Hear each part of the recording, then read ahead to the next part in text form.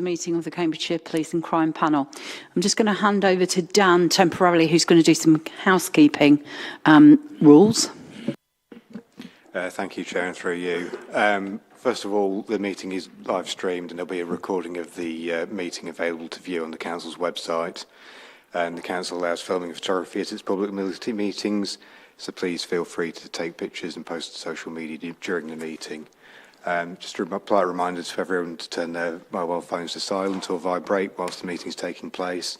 And there's no fire alarm test scheduled for today, so if the fire alarm does sound, please leave by the nearest exit and proceed directly to the fire assembly point, which is over in the plaza.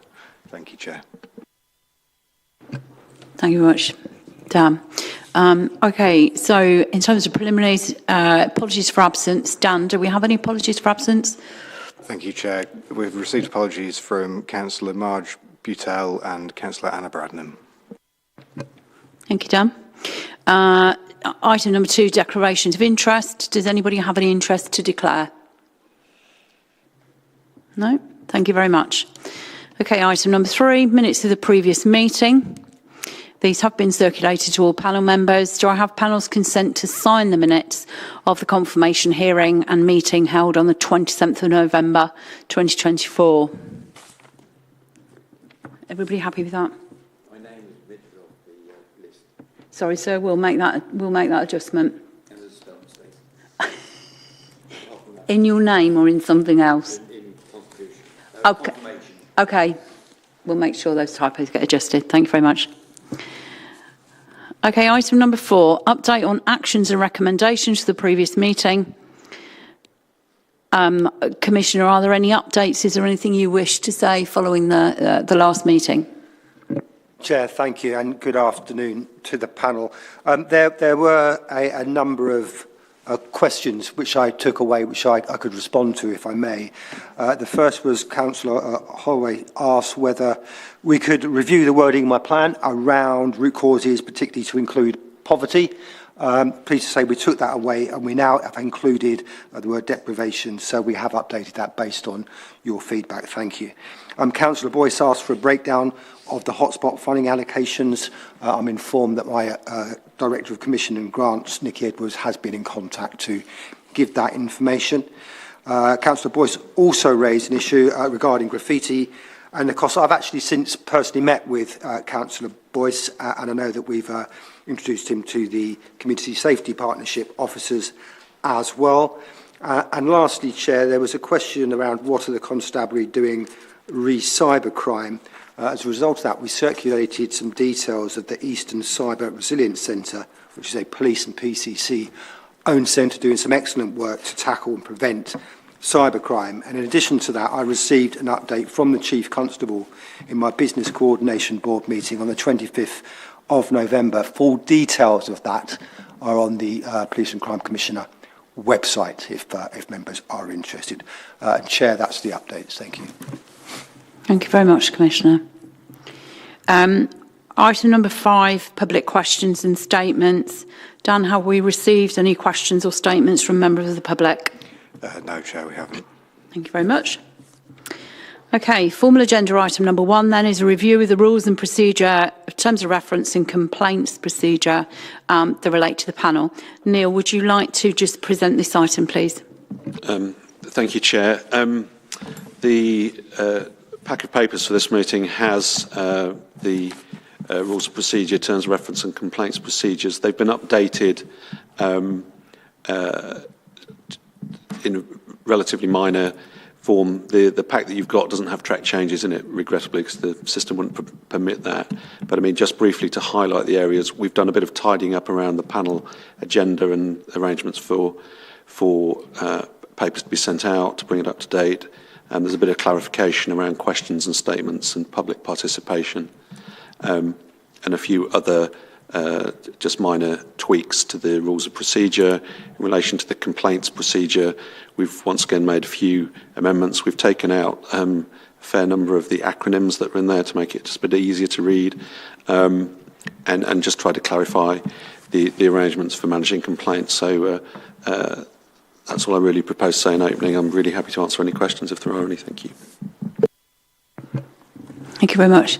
Are there any questions in relation to this item? Thank you. Councillor Boyce. Thank you, Chair. If Neil's saying that we haven't actually got the right report, how can we recommend it, approve it? If there's been minor changes, how can we approve it if this isn't the right one? No, sorry, my mistake. You have the right report. What you don't have are the tracked changes. The changes are accepted in it. Right. So the wording is correct, but what it's less easy to do is see where the changes have been made. That was the point I was just trying to draw attention to. Sorry for the misunderstanding. Thank you. Any further questions? Yes, Councillor Whelan. That one. So why is there a problem with the track changes? Just as a point of clarification, because most documents you can actually track changes, and that makes it a lot easier to actually see what's going on and what has been changed. Is there anything we can do to rectify that?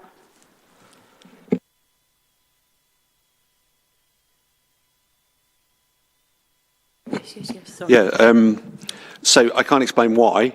I'm explaining the fact that there clearly is. I'm happy to talk through the changes if that would be helpful, or we can circulate a track changes version in Word, but I can't explain why that's the case. I'm just merely pointing out to the panel that what you have are the updated rules of procedure and the updated complaints process that take account of those changes. I'm afraid I don't have the technical wherewithal to explain to you why that may or may not have happened and what can be done about it. Sorry. So are there any other further questions in terms of the content of the paper?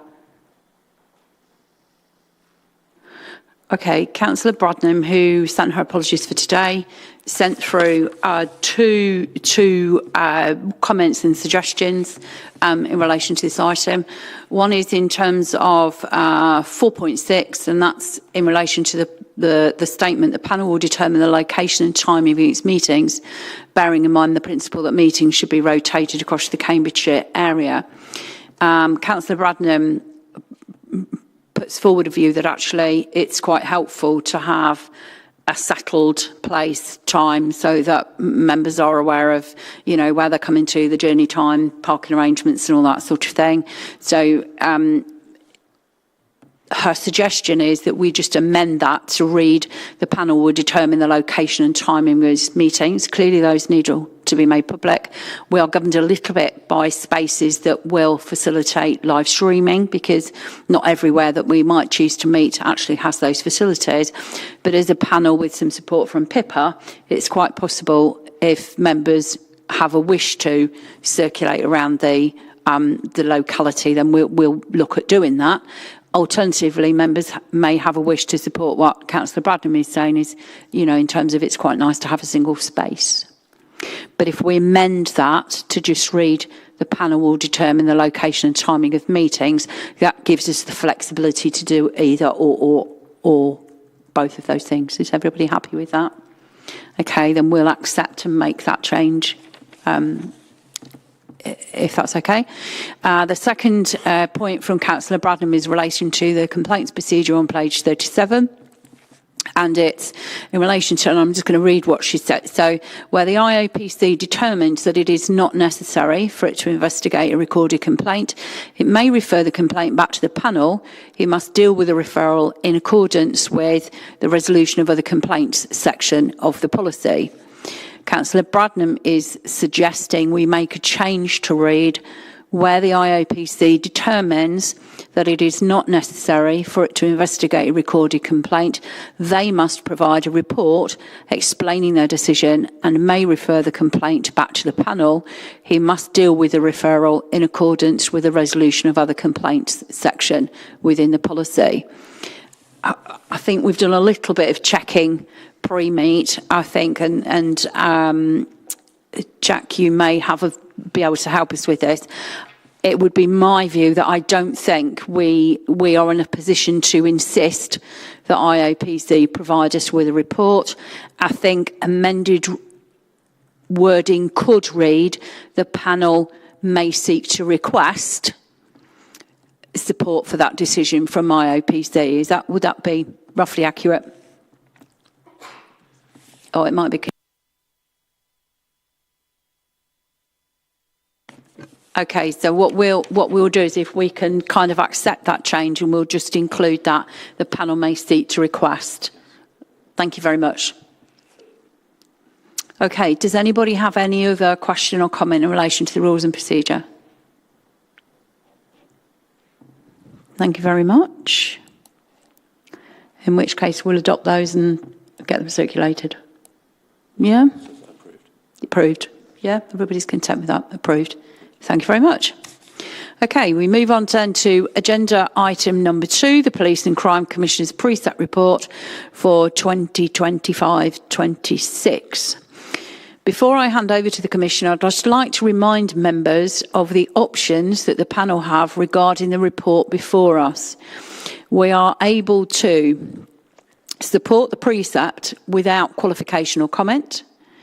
We are able to support the precept and make recommendations, or we are able to veto the proposed precept. To veto the precept, there must be more than 2/3 of the entire panel in the room today. This means that there must be at least 7 members present to be able to veto, and clearly all of those members would need to exercise that right to veto for that to stand. Commissioner, would you like to present your report, please? Thank you, Chair. If I may, I'd like to introduce the report and then hand over to the Chief Constable who's with us today, just to give the operational context. Perhaps of some awareness, I'm acutely aware that there are police and crime panels going on up and down the country, given my WhatsApp group is pinging left, right and centre. I say that because it's important to note. I'm here today coming to you with a proposal around increasing tax of our local residents. It's not something any of us take lightly. It's a very serious responsibility that I have, particularly in light of current economic conditions. I get that. But it's probably worthy of note that I'm not aware of any police and crime commissioner who has not gone to their panel requesting that maximum allowed by government in precept. So I'll just make the panel aware of that. As mentioned, this is one of my main statutory responsibilities under the Reform and Social Responsibility Act. And part of that is to notify the panel of the precept that I am proposing.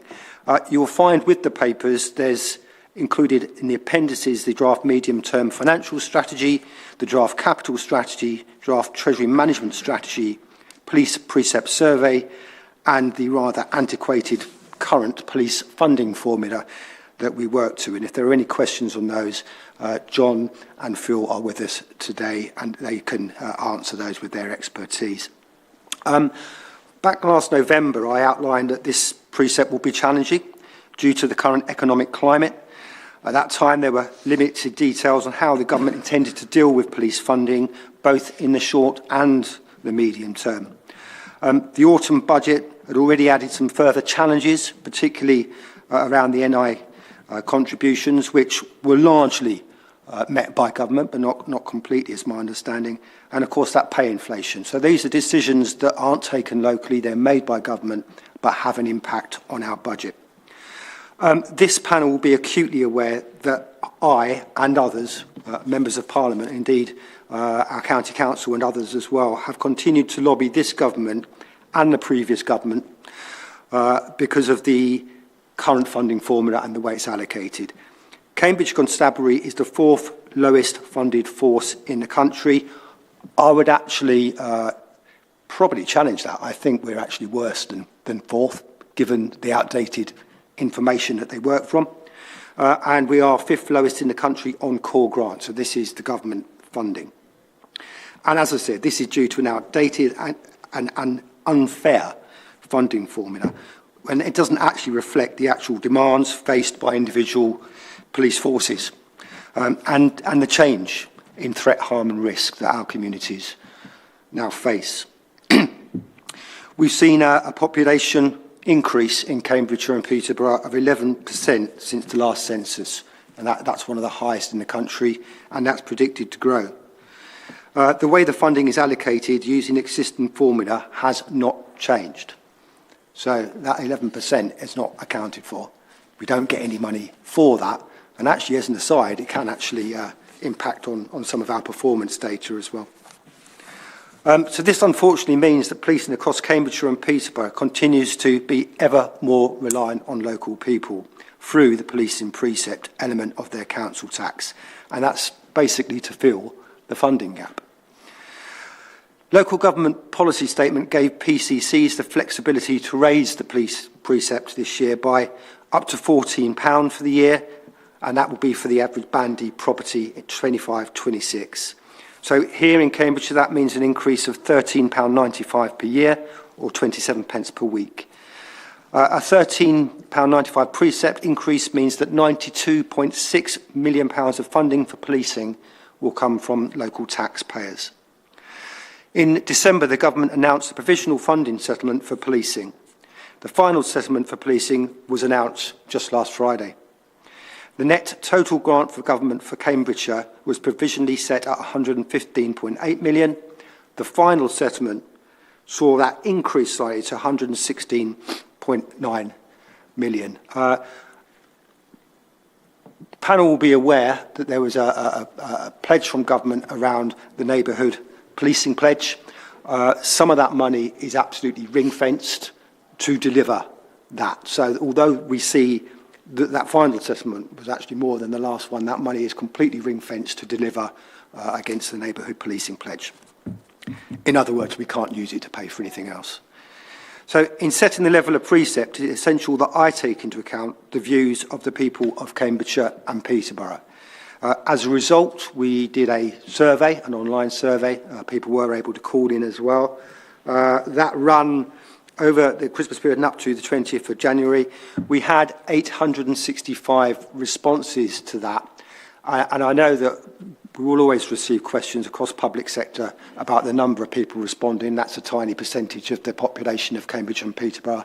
I understand that, but it's still valuable to understand the views of those people who do respond. What I would say, I've spent the past 3.5 years engaging with our communities in all kinds of contexts. You know, I've engaged with businesses, I've engaged with schools, community and parish council meetings, and those more difficult to reach. Disability groups is one of them that I did during the survey as well. So I believe that that's the true engagement. It's not the survey, it's what I do on a day-to-day basis, going around talking to people, and of course talking to elected officials like yourself, councillors, who will often raise local concerns with me. Quite rightly, that's your role. So that, to me, is the consultation. From that consultation, the results showed that 67% were supportive of the need to increase funding for policing. 16 were generally unsupportive, with a further 70% providing a neutral response. So 67% of those people who responded were supportive. And I always do find it interesting. You know, I do speak to lots of people in the community, as I'm sure most of you do. And there are an awful lot of people who will say, we need to pay more for policing, but we want a good police service, and that will be for the Chief Constable to talk to next. So I think that is a positive, that there is general support amongst our communities, when other surveys and other tax rises, particularly in local government, aren't quite as well received sometimes. So I used the survey from my most recent, I used that output from that survey in the most recent Business Coordination Board with the Chief Constable, where we examined the proposed budget and received reports on the required level of funding for 25-26 in order to balance the budget. These are also included as the appendices to my paper. So, Chair, panel, in making my decision, I have assessed the financial implications, the potential risk to frontline policing and delivery of the police and crime plan priorities. Based upon the funding we have received from government, I'm left with little to no choice but to propose an increase in the precept to the maximum allowed, which is an increase of £13.95 per annum, based upon a Band D property. And this will ensure a balanced budget without the use of reserves for policing in Cambridgeshire and Peterborough for the years 25-26. Chair, I'm at you whether I hand over to the Chief Constable before questions. I think that would be most helpful. Thank you.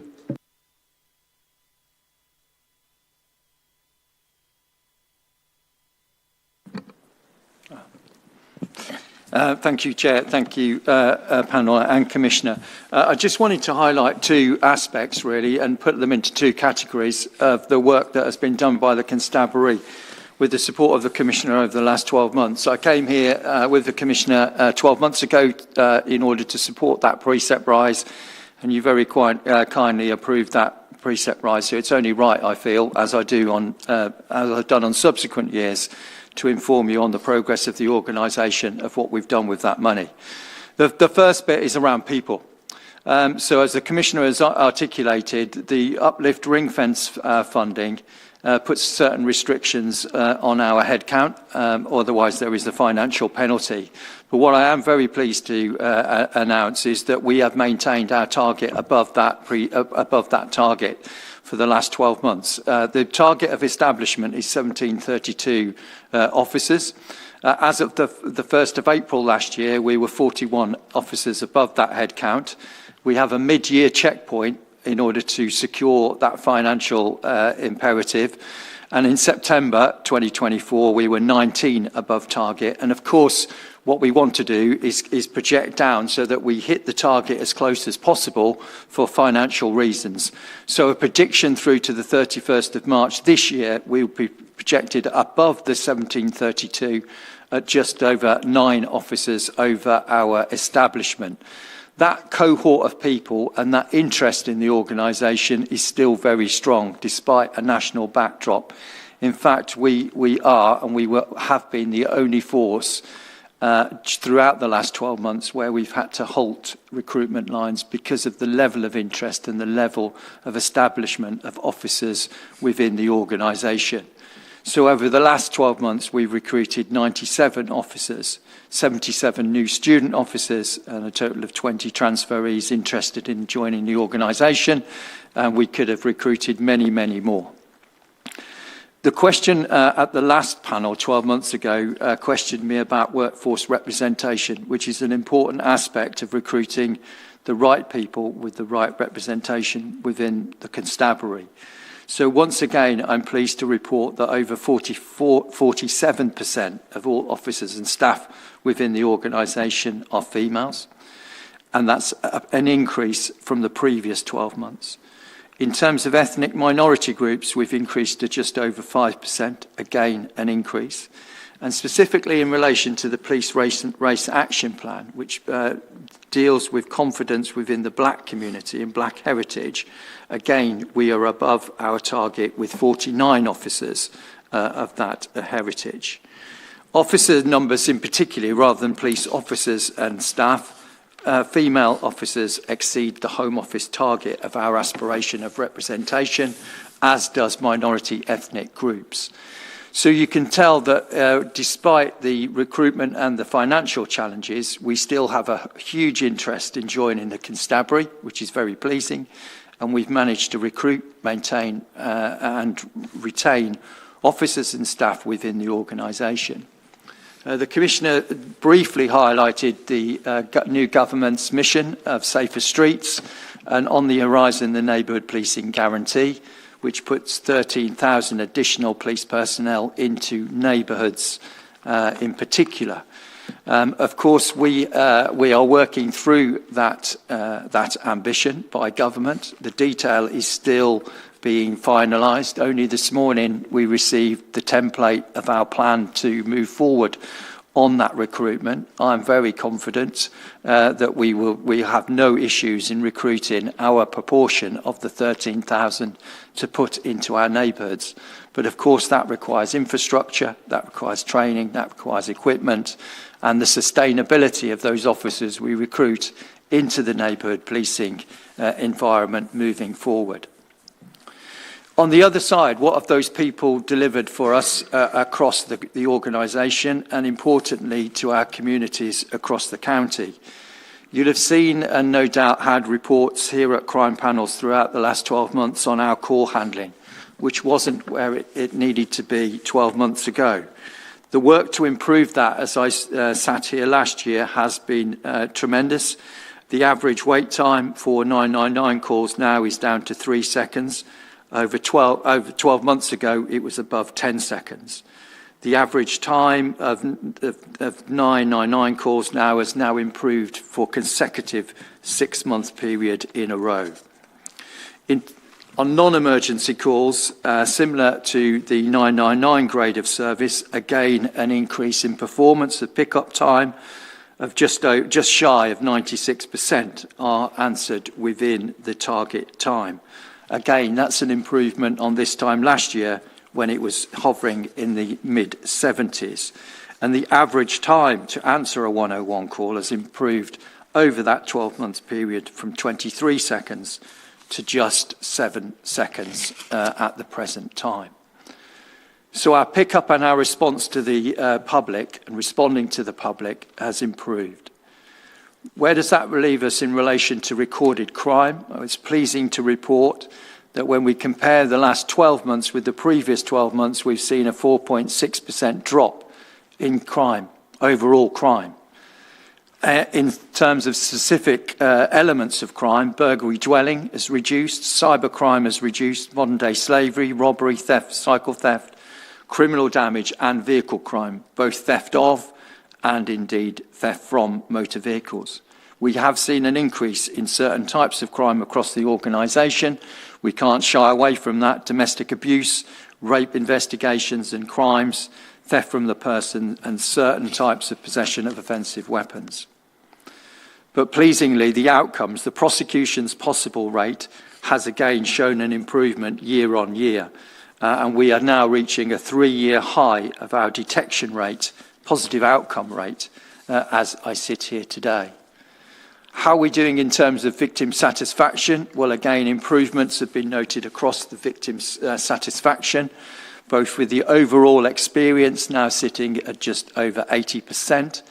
But in terms of improvements, I'd draw your attention to surveys of victims of hate crime, violent crime, domestic abuse, and burglary dwelling victims are all at a high level.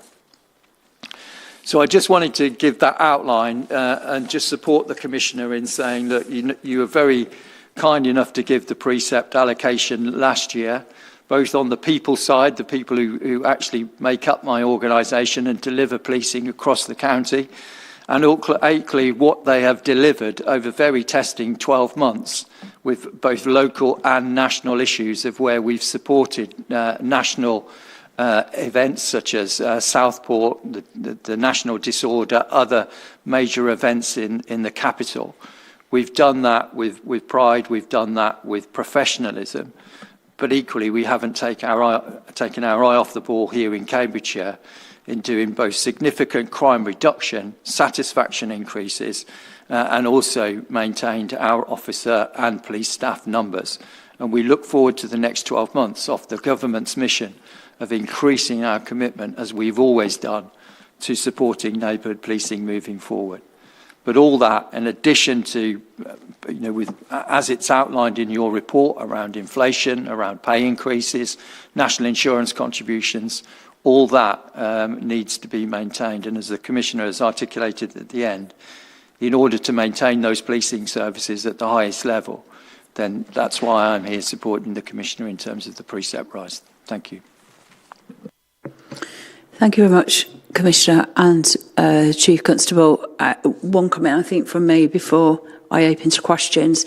I think at the previous meeting, the panel members agreed we would write a letter of support for you in terms of the review of the national funding formula for Cambridgeshire Constabulary. That letter, the draft letter, has been circulated to members. Could you please all make sure that you just respond to Pippa to say you're happy with it, or if there's a change you want, and then I can get that signed off and sent in terms of support. Are there any questions for our Commissioner in terms of the paper? Councillor McNally. Thank you, Chair, and through you. can I ask the question of how many young people in care took part in the recent crime and disorder survey? And is there a plan to reach out to them? I really wouldn't know. We wouldn't have recorded that data for a number of reasons. In reality, out of those responses, I suspect no one.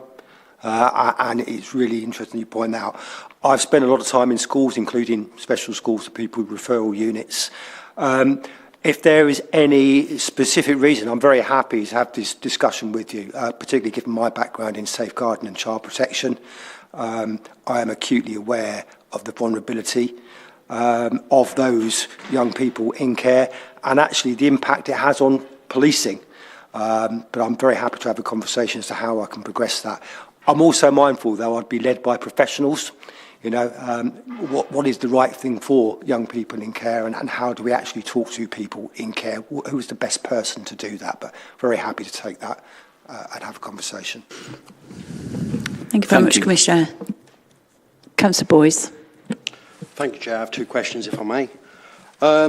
Page 58 of our report, which is Appendix 1, 2.2, and I believe it's Appendix 4, page 4 in your appendix.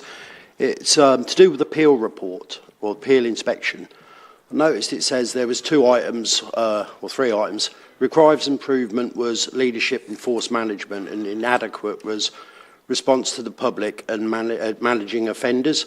The next one says that you've done significant work on that, which is excellent.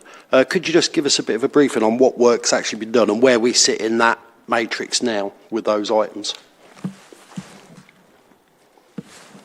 Thank you for that question. I mean, my role is holding to account. So we do that formally through the business coordination meeting that we have, and then informally conversations that I will have with the Chief Constable. This could take an awful long time to give you an update on the work that's been done. I mean, through the Chair, I'm happy to hand over to the Chief Constable to give a brief summary, but it may be that we point you in the direction of those publicly available documents because there's an awful lot. In fact, the Chief mentioned there about responding to the public, which is of grave concern to me. You know, that's what the police are all about. But an awful lot of work has been done, and I think he's mentioned that. Chief Constable, is there anything you'd like to add? Just in summary, where we are against the force management statements of leadership and managing offenders, both in terms of our online crime and our management of serious violent offenders and sex and violence offenders, is that cause for concern has been removed. We're now presenting back to the HMIC FRS on our responding to the public in the next month, and hopefully we will be out of that area of concern for responding for the public. And additionally, our serious and organised crime previous to the appeal inspection has also been removed from an area of concern. There were 3 areas of concern. 2 have been formally removed. 1, we're very hopeful that that will be removed. And without, going out above the Commissioner, there is a lot of detail, a lot of work which has been undertaken since that appeal inspection, which has actually been heavily scrutinised by HMI, that has pulled us out of any areas of concern. Thank you very much, gentlemen. I think you had a second question. Yes, thank you, Chair. Through you. Page 68, 3.13, it has £150,000 for the recruitment of DOs, or detention officers. It seems a lot of money to recruit, or is that recruit and training of the detention officers for Milton? Afternoon. So that's effectively the salary cost for those detention officers. So it's based on 8 FTE detention officers for the new Milton police station, part year coming in to pick up, let's say, the training, etc., that needs to come in, with a view that when the building is built, we can move in and it becomes operational as soon as possible, freeing up sort of other estate that we've got as well. So yes, it's effectively the staff costs. Thank you very much. Any other questions? Councillor Walbert and then Councillor Leaming. Thank you. So first of all, I actually really liked the report. I thought it was quite honest, which is always a good sign.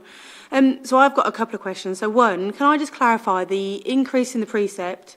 You're not guaranteeing us more policing. You're just filling the pot. Can I just clarify that? Because what often happens is residents ask me, if I pay more, do I get more? And I think it's just really, I think it's important to be honest with them what they're going to get, please. First. So, Chair, I mean, others may take a slightly different view. We're paying to maintain and build on. That's the way out, because we actually have recruited, we have record police numbers. It actually gets a bit more complicated, because as to get more experienced and more years of service, they actually cost more as well. And these are discussions we need with government to ensure that we are properly funded moving forward. But being honest with the public, this isn't bringing a significant amount of additionality. However, I did mention some of that ring fence. It's about £2 million worth of ring fence money, which is in relation to the government pledge on neighbourhood policing. So, you know, this precept itself is maintaining and ensuring that we have the very best police service we do in Cambridgeshire and Peterborough. However, we will be seeing a commitment to more visible neighbourhood policing. Thank you for that. The increase in officers, I think you said 97, but please forgive me if I've got that wrong. You said 97 officers have been increased. Can I ask how many left the force at the same time as those ones that were gained, please?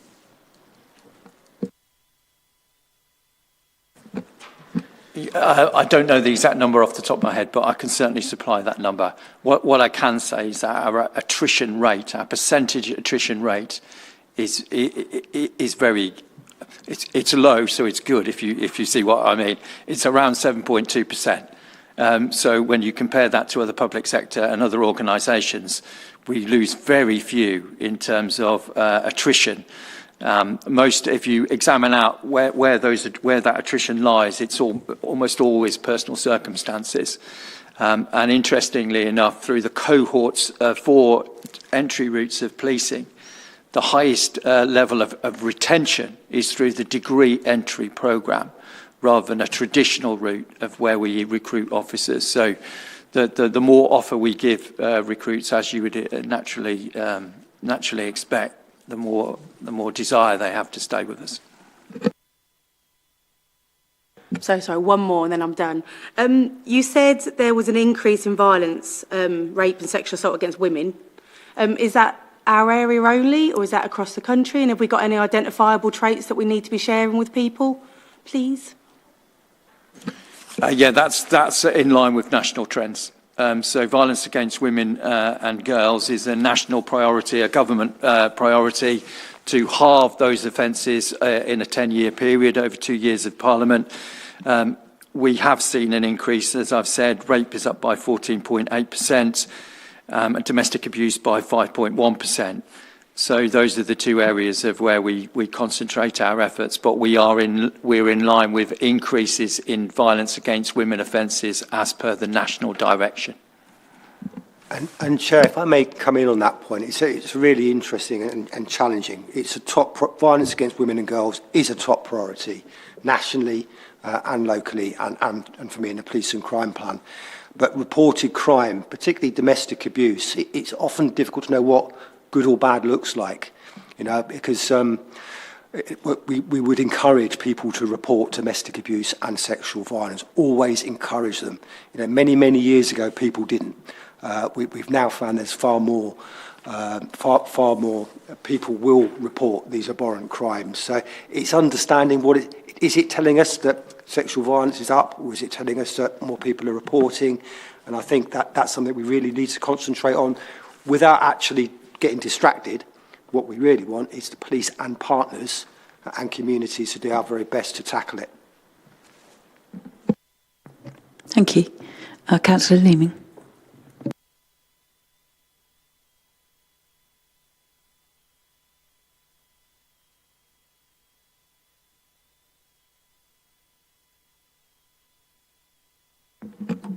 That's great, thank you. I'd like to ask about capital funding, please. So I was having a look at page 105 of our papers, page 51 of the MTFS. I wondered whether you're sort of speaking about raising the precept to cover more or less revenue costs, except for perhaps the cost of borrowing. I was wondering if you could expand a little bit about whether our capital funding in Cambridgeshire is also far lower than we would wish it to be. And I'd also like to understand the plans that you have in place about the borrowing that's funding some of these capital projects, please. I could absolutely have a go at that, but I think with John here, I think it's probably best. We don't actually receive in our core grant a capital funding programme. We just don't. There are arguments for and against that. But John, I wonder if you could take that for me. Yeah, of course. Really good question. And so as the Commissioner's outlined, we get no capital funding. That stopped a number of years ago, and it was very minimal at the time. So perhaps unlike some local authorities where there is some capital grant, anything related to the capital programme is either through self-funded capital receipts, grants, community infrastructure levy, but we get very little of that currently. So it is effectively a cost to the revenue account through borrowing. In terms of that cost of loan financing as well as minimum revenue provision. And yes, really an astute question, because as you see the MTFS, you can see those costs increasing year on year. And I think they go from, I think where we are now, perhaps 1.8%, but please don't quote me on those numbers. But they do increase to about 3.5% of the total revenue budget. So the consequence, that is the consequence of how we have to finance our capital. It's no different to any other police force. We have an ageing estate which requires investment in terms of working conditions and what we need to be doing. Obviously, we've got the project going ahead at Milton. That will provide us the ability to look at how we can look at further capital receipts in order to help pay down some of that borrowing. So it is a long-term issue. Again, it is certainly something worthwhile sort of lobbying into the government. We've done that through the MPCC route as well in terms of capital financing, particularly because we also have short life assets in terms of vehicles, ICT kit in terms of radios for officers and so on, and obviously they get depreciated over a much shorter period of time, so the recycle comes back much more quickly. So it's quite a wicked issue, but one we do have to account for and unfortunately build into the revenue. Thank you. So on this page 51, it says that the capital strategy to be added, and there's a little highlighted bit. Is there something extra that will be coming?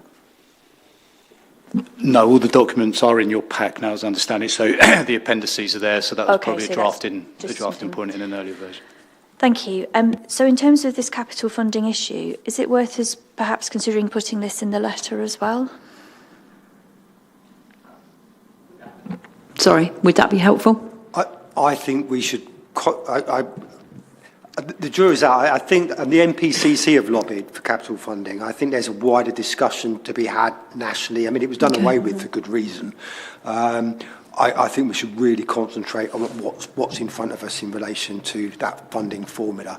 And actually, the particular part of that funding formula is the gross unfairness that we've got 11% more people in this county than we're actually getting paid for. Whereas some areas, some police force areas, have maintained or in some areas decreased. You know, that's the bit I think we should concentrate on. Thank you. Are there any further questions? Councillor Sharp.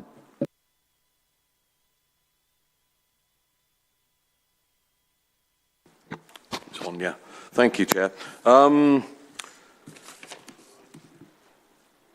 Got a couple of questions. One was asked by Councillor Warwick, and I'm very interested in that, is what the...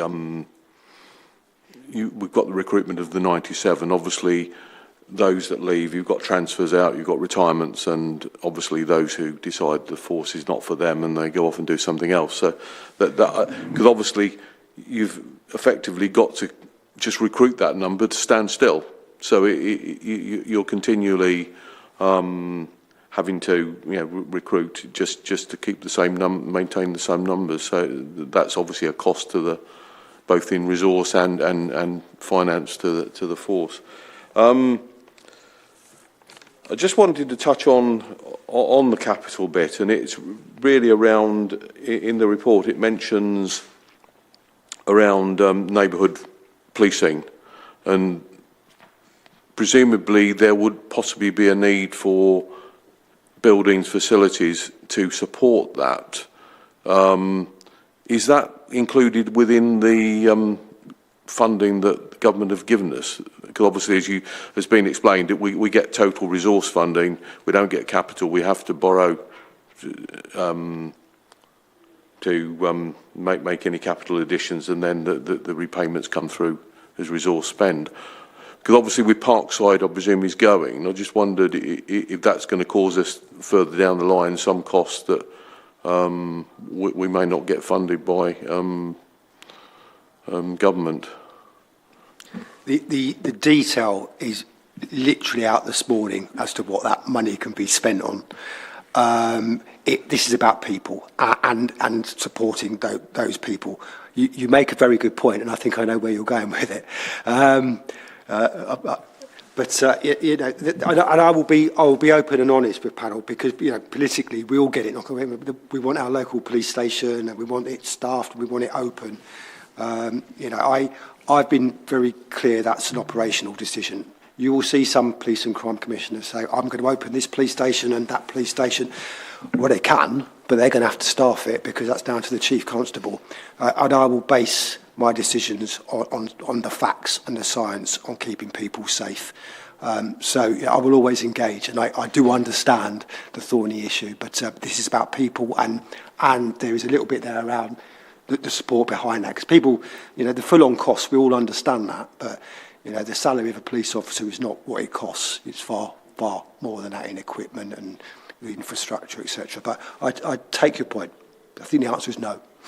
If I can come back, I mean, my thinking behind it was, and it's similar to what you referred to earlier, where the 20,000 extra policemen given came with a very ring-fence situation, so that it's hampered the rest of the budget for both yourself and the Chief Constable.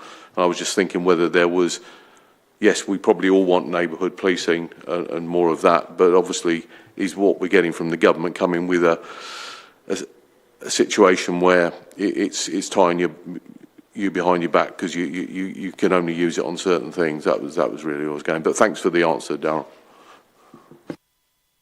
I mean, Chair, if I may come in, because I am going to make this point, I feel that I really should. I get this neighbourhood policing pledge. I talk to lots of people, and the Chief Constable was very supportive of neighbourhood policing, and I really do welcome it. However, let's not forget all those other services that are required in policing being delivered by some brilliant people that doesn't get into a manifesto. And they're not political points, about our forensic services, about our victim care people, which are really, really vital. And sometimes there's a bit of me that says, government, let chief constables and police and crime commissioners put that money where it's really needed to keep our communities safe. Having said that, I absolutely welcome it, and I am a big fan of neighbourhood policing. Thank you very much. Any further questions? No? Okay. So you have the proposal from the Chief Constable for the precept increase. As a panel, we now need to agree on one of those three options. I'm going to suggest that we start at the top and work down, and ask for a show of hands as we go through. So option 1 is to support the precept without qualification or comment. Option 2 is to support the precept and make recommendations. I don't know whether I'm allowed to take those two together. Yes. So if we take those two, consider those two together, can I have a show of hands, please, from those members that are willing, content, agree to support the precept proposal? Can I have a show of hands, please? Include myself in that. Oh, completely unanimous. Thank you very much. Okay. Thank you. Gentlemen. I think that concludes the kind of very formal bit. So you're very welcome to stay for the next little bit. And I know Jackie's going to, for our forward planning discussion. But obviously you're free to go, and I'm sure, gentlemen, you have other things that need your attention. Thank you very much for your attendance this afternoon and a very thorough reporting. Thank you.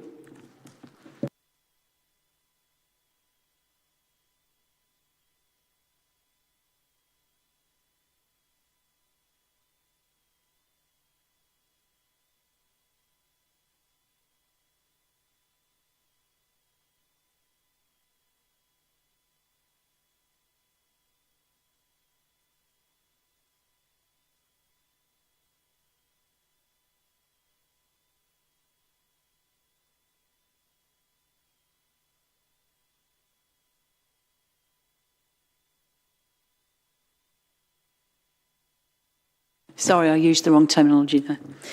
So the last agenda item for us as a panel is to just give some consideration to forward planning. The next meeting is in our diary for Monday, the 17th of March at 1:30, and that meeting will take place here at San Martin House. And I am doing this from memory, which is probably not the best thing to do, but I think on that agenda for March, Jack, is the interim overview of action against the police and crime plan. And I think some members might have kind of individual things that they'd like maybe a little bit of a focus on. Councillor Holloway, I think you raised something earlier.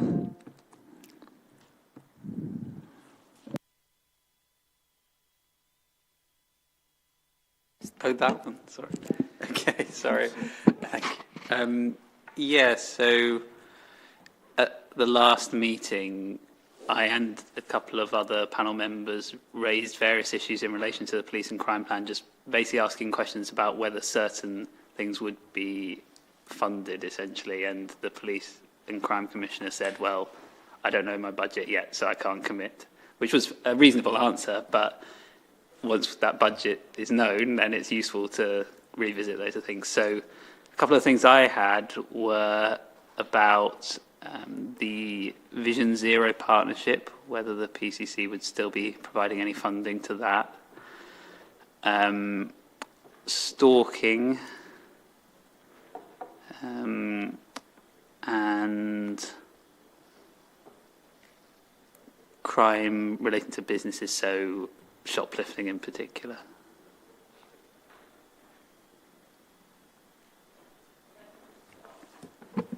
So in response to that, the elements that we're discussing at the next panel, obviously we've got the delivery plan.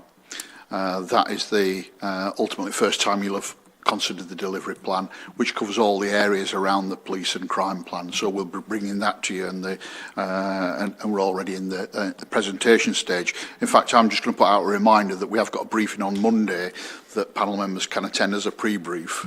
Oh, well. All right. We had a briefing on Monday. Well, I think there's potentially been a little bit of miscommunication, and I personally will take responsibility for this.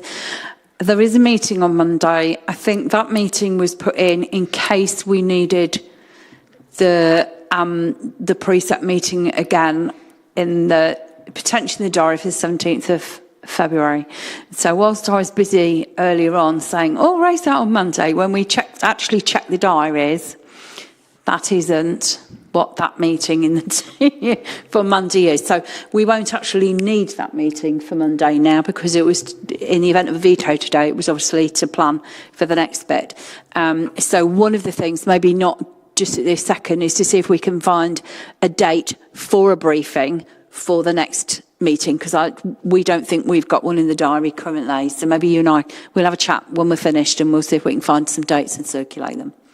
But yes, we will do that. We will do that. Okay. Thanks, Chair. For the first time, I've advertised a meeting that doesn't exist. Well, I did it earlier on. You're only following on from my very poor example. And I think Councillor Leeming potentially would like a little bit more information Thank you, Chair.